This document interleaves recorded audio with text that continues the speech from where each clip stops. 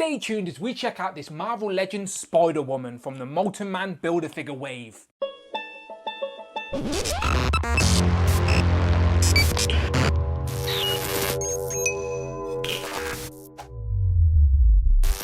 Pow, and welcome back to the channel, Dan Who Reviews. As always, my name is Dan W. Make sure you are following me on Instagram at It's Dan Who. Today our reviews continue of this Marvel Legends Molten Man Build-a-Figure wave with one of the comic book characters in this wave, and it is Spider-Woman. But which version of Spider-Woman is it? And that will all be explained in this video. It is of course a Jessica Carpenter, the second version of Spider-Woman, the first Spider-Verse character to don the iconic black and white costume. And yeah, I will explain all that as we go along. But in the box, you will see the figure. You'll also see some sort of web effect piece, which seems to be new. And then this massive turd type piece in the box, which I suppose is going to be the Molten Man sort of torso or back. It seems very big. It actually takes up more of the package than Spider-Woman. So this could say Molten Man Build-a-Figure with a bonus Spider-Woman in packaging, because it's just, the proportions are just weird. But still, there she is. And then we get some of that nice new graphic design artwork on the box. And then as always, you get a list of all the figures in this wave you need to complete the Molten Man Build-a-Figure. Today we're reviewing Spider-Woman. So of course, I'm only joking. That I always appreciate big Build-a-Figures. So if that's the way they've got to do it, I don't mind at all. And yeah, another character to add to your ever-growing Spider-Verse collection. So let's get it open. Pow! And here we have Spider-Woman out of the box. And white is probably not the best background colour to use to review this figure. So I shall pull out my fuchsia blue in a minute to have a look at her in more detail. But first, let's just quickly mention these Build-a-Figure pieces that it comes with. It comes with 3 big chunky pieces for the Molten Man Build-a-Figure. And what I really like about it is the orange plastic in the middle is sort of light enough to shine through. And I've seen a few people online actually put lights in the torso piece. So when the Build-a-Figure is built, you can see the light leaking through the plastic, which gives it that sort of molten sort of lava effect. So I might actually try and do that. Maybe put a little light in here, battery powered, Dremel a hole maybe for the switch. Who knows? So there's definitely some customizing options in this Molten Man to make it better. But this is definitely the torso piece and the back and the legs. So this is a nice chunky piece that comes with this figure. As you can see, it's massive, and yeah, it takes up more of the box than she does. But yeah, that's in there, orange plastic, Molten Man Build-a-Figure. Obviously subscribe to the channel, check out the playlist, as I will be reviewing Molten Man last. So obviously stick around for that. But let's do some movie magic and pull in the blue background. There you go, that's a little bit better than the white background. You can see her more now. Now her other accessory is this sort of web effect, which we've definitely not seen before in Legends form, not that I'm aware of anyway. And it is just a white translucent sort of web effect attached to the hand. Now I couldn't really tell which hand this is meant to be, the right or left, but it seems to work in both hands anyway. So if I show you real quick, pop out a hand, and then pop this in. That was nice and simple. You can sort of get her with a web effect. And again, it works in both hands. So it is completely up to you which one you use it for. But it's just a little web effect. You can get her attacking an enemy or whatnot. I'm sure the ACBA community will appreciate that. Again, I do like it when Hasbro give us effects that sort of demonstrate the powers of a character. So yeah, Spider-Woman, she's got a spider web. Makes sense.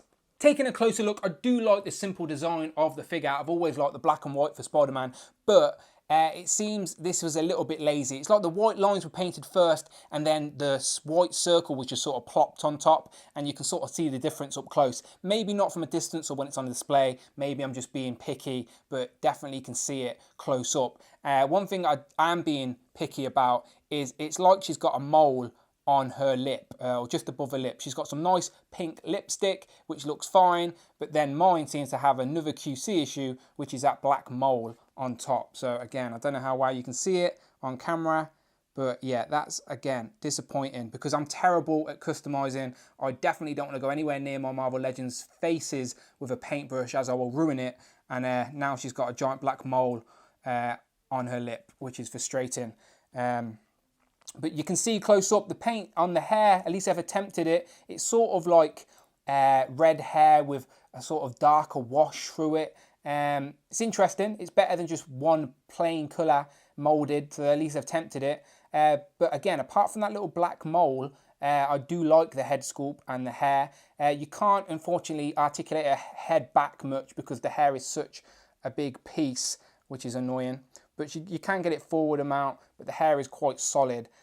So yeah, you're not going to get her head moving further back than that. So she's like constantly sort of looking down a little bit. But the rest of the figure is just black and white, very simple.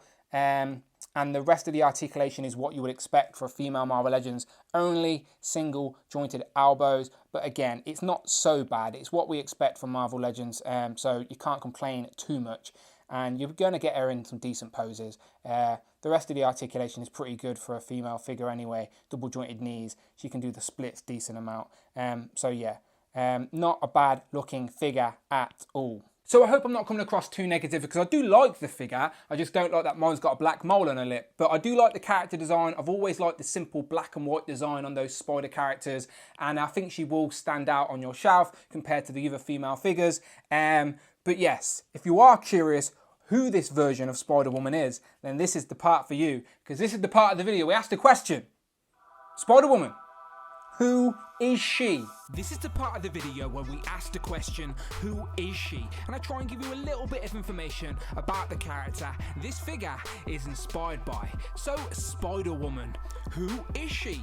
Real name Julia Carpenter is the second person to don the title of Spider-Woman in Marvel Comics and made her first full appearance in Secret Wars Volume 1 number 7 in 1984. She got her powers by being part of an experiment being injected by a mix of spider venom and toxic extracts, which gave her powers very similar to Spider-Man himself.